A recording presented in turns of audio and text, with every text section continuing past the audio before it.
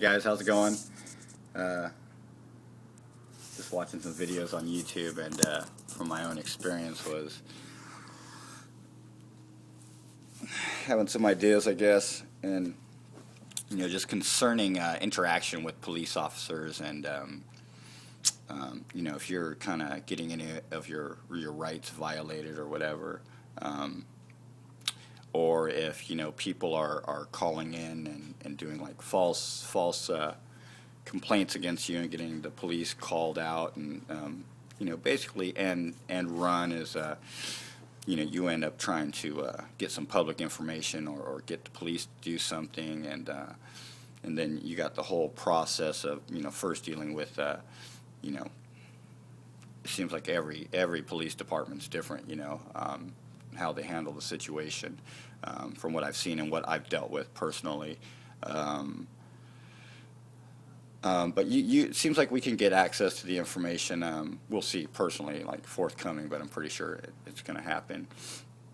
But then I know, in trying to get this information, they have a lot of stuff logged, I'm sure, and so you need to be pretty specific about what you're asking for. Generally, I mean, you can ask, from what I understand, pretty much just about anything that takes place, in public, and any of the records, the minutes, anything about salaries and logs and hours, vehicles, like any expenditures, any maintenance, it seems like you can find out just about anything. When it comes to like direct interaction with police and incidents and things like that, people are always getting police officers' names, badge numbers, ID numbers, things like that, and recording stuff and so on and so forth.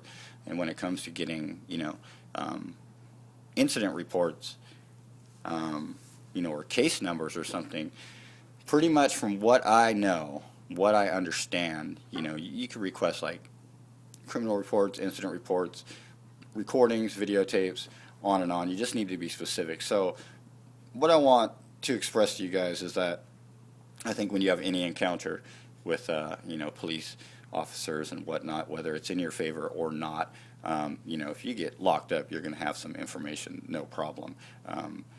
But if they come out and nothing kind of happens or whatever, and you just want to kind of get a log or something, generally, from what I understand, there's always at least an incident report, whether anyone's arrested or not, or whatever. And they should always have cards. They should always write incident numbers on these cards if you request them.